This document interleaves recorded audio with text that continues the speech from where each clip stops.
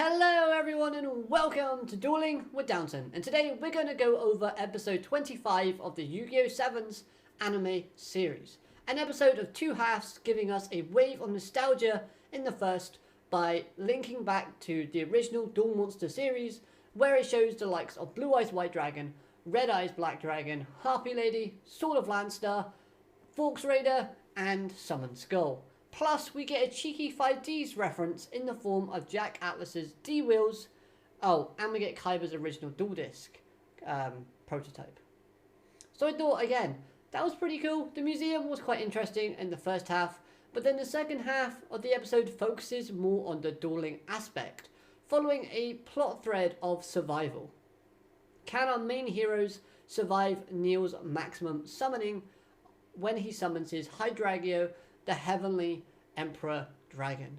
And can Yuga summon his own maximum monster? More on that though in just a minute. So I want to start off by talking about Neil's character in this episode. I kept getting the vibe and the feeling that Neil was seriously overconfident in this episode, to the point where he was a bit disinterested when it came to starting this duel. He knows from his last experience against Yuga that he can easily beat our heroes. Plus, he now knows that they're one loss away from account deletion. So to him, their accounts and rush duels are good as gone, in his own mind. So yes, his expressions on his face where he looks disinterested, it makes a lot of sense. Now, he was being a bit overconfident as well, in which his dialogue does kind of back up. He states a line in where he goes, "Rush duels and roads are just grains of dust in the expense of the universe, utterly insignificant as it has no meaning before the unshakable providence." This line again comes across as a bit arrogant, which could link back to him being a bit of an overconfident character when coming into this duel. It's to remind you that Neil is the bad guy in this duel and you shouldn't like him. However, I find him more of an interesting character than our main protagonists at this moment in time. This guy in Neil even destroys buildings after having Sebastian point out the fact that people are around and they could get hurt. This could cause problems for Goha. And Neil's just like, no, I want them to see the final rush duel. Again, overconfident, arrogant. This is something we've not seen from Neil's character before that I do think is a nice change of pace and fits with the information and the analytical side that we know this character is. We get a little bit more information on Neil's maximum monster, as it affects is pretty powerful. It has 3 of them when it's in maximum mode, which basically means continuously this card can't be destroyed by trap cards. It can also destroy one monster on the field, and it can also switch one monster's battle position from defense mode into attack mode, utilizing its massive amount of attack points. I have to admit though, the summoning animation for this monster was absolutely fantastic. The artwork that they've used was brilliant. It's very creative and just wonderfully animated. I really have found a new appreciation for this monster in the way that it just looks. I think it looks a lot better than pretty much all the monsters that we've had so far from the Sevens anime. Now, I do want to quickly touch upon Sebastian's character, because he shows off a bit of a shocked reaction when the building starts crumbling, and there is also this kind of idea of him slowly gaining emotions, which obviously in episode 19 he does state that that's not the case, but obviously we see him kind of crying at the end. So again, this could be linking back to that, or it could just be poor animation and the face is just kind of just making that because of the animation quality. Then again, I think it does have a bit more of a deeper meaning. Plus, we have that scene in the preview where he's turning away to talk to someone, maybe in secret. Could Goha be pulling the strings on Sebastian and maybe dropping Neil in some hot water when Neil's plan finally crumbles? Something to watch out for in the next episode. I thought it was a little bit intriguing. So now let's talk about our main protagonist in Yuga. The first thing I want to mention and bring up was the fact that Yuga had a vision in episode 23 in where he was in this space-like area with all of his monsters and Blue Eyes White Dragon in the background. Now, this area looks and feels very similar to the area in where we start this duel off in, because we have a live statue or life-size statue of Blue Eyes White Dragon within the vicinity, and we have Yuga with his deck full of the cards that he would have in that vision. Could this be foreshadowing of Yuga's chances / time and place in where he would win against Neil? If these two scenes are connected, then that's great foreshadowing from Yugioh Sevens, which they've done from time to time. They've given us scenes that don't really seem that important, but have a big payoff in future episodes. So if this is one of them, I think it's worked wonderfully. Again, to back up this idea, we have that scene in where Neil is saying that line that I mentioned about rush duels being insignificant in the face of Providence. Then that's in like a galaxy setting. So again, it's linking back to space, galaxy. That vision was in a space-like area. Just makes a bit of sense. I love the fact they went into an explanation on how Yuga got his maximum cards. Seeing Rook, Roman and Gakuto give Yuga their ID cards, making it so that they can't duel again afterwards, was a really nice touching moment.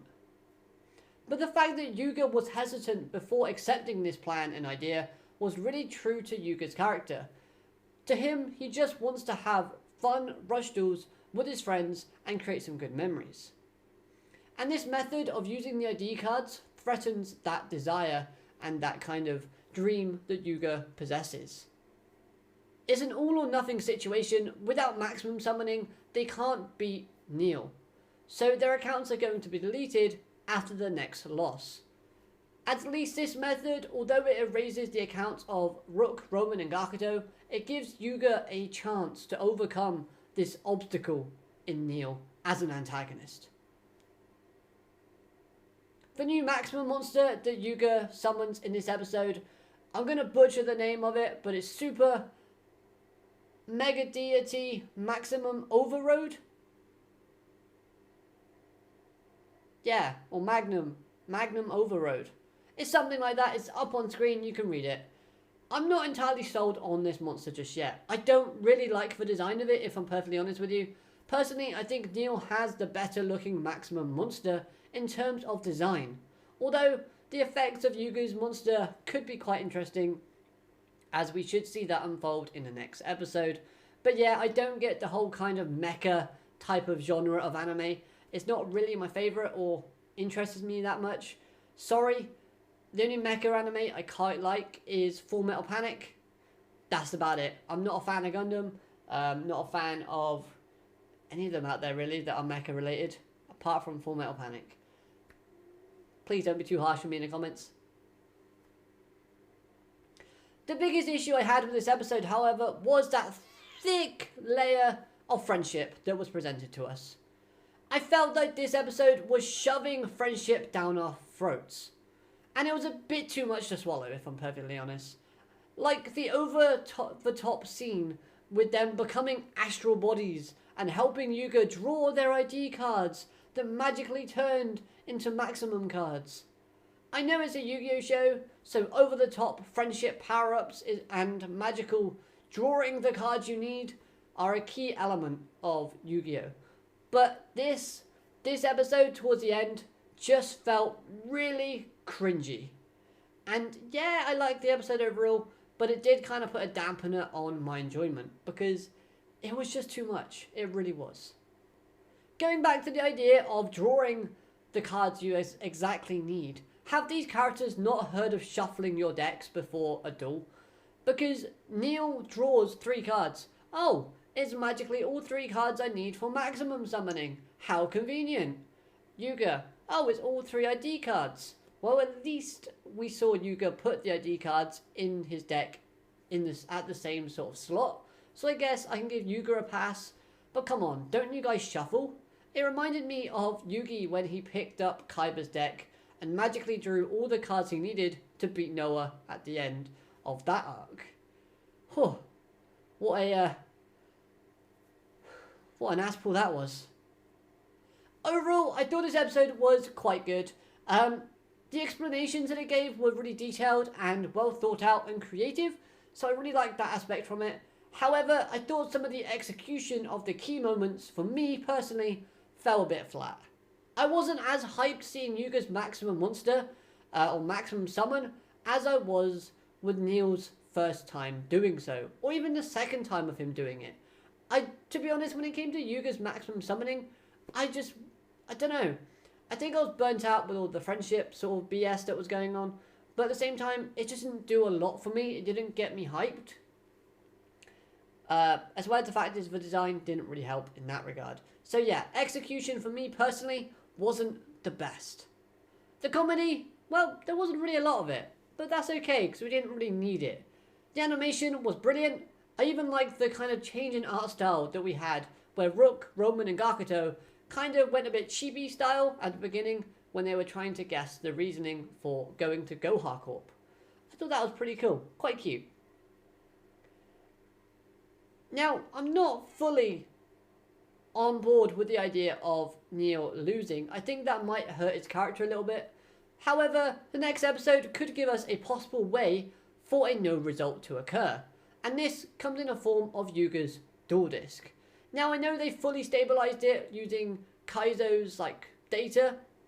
However, this could certainly play a role in the ending of the duel, because it could break again before the final attack actually hits, giving Neil the win, but Neil would be like, okay, I would have lost anyway, but, you know, I'll let you win this time.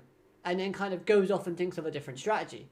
That, I think, could save Neil's character a little bit more than, outright giving him a loss. It kind of reminds me of the duel between Joey and Merrick from Battle City, where we all thought Joey was going to win. All he had to do was summon his monster and say, I attack you directly. But he collapsed. Now, I know those situations would be a bit different because Joey wasn't handed the victory in that duel, but it's Sevens. They like to do their own thing while giving a few nodbacks to the original series. So, anything could happen. However, I want to know your thoughts and opinions on this episode and who do you think will win in the comment section down below. Let me know all of your thoughts. I'm really interested to find out. Make sure you subscribe to the channel for more Yu-Gi-Oh content in the future. And, as always, like the video if you did. It might make you feel a bit better if you liked the video. Just saying. Have a great day. Arigato. Matane. Goodbye.